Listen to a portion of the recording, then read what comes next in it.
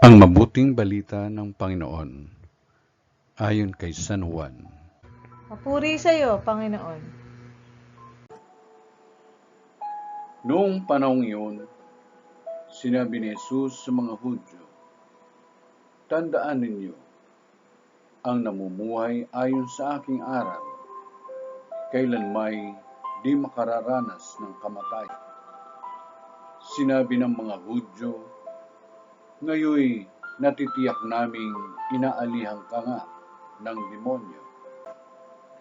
Namatay si Abraham at ang mga propeta, pero sinasabi mong hindi mamamatay kahit kailan ang sinumang namumuhay ayon sa iyong aral.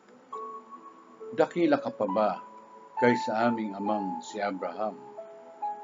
Siya'y namatay, gayon din ang mga propeta. Ano ba ang akala mo sa sarili mo?"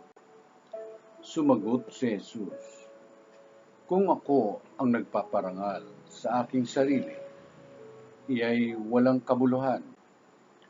Ang aking Ama ang nagpaparangal sa akin, at sinasabi ninyong siya ang inyong Diyos. Hindi ninyo siya nakikilala, ngunit siya'y nakikilala ko. Kung sabihin kong hindi ko siya nakikilala, ako'y magiging sinungaling na tulad ninyo. Subalit nakikilala ko siya, at ginagawa ko ang kanyang sinasabi. Natuwa ang inyong amang si Abraham nang mabatid na makikita niya ang araw ng pagparito ko. Nakita nga niya ito at siya'y nagalak.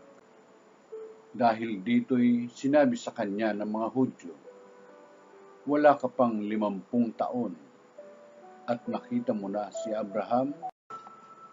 Sumagot si Jesus, sinasabi ko sa inyo, bago pinanganak si Abraham, ako na.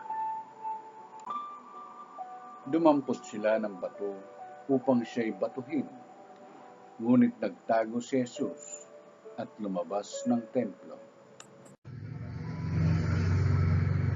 Ang mabuting balita ng Panginoon. Pinupuri ka namin, Panginoong Kristo.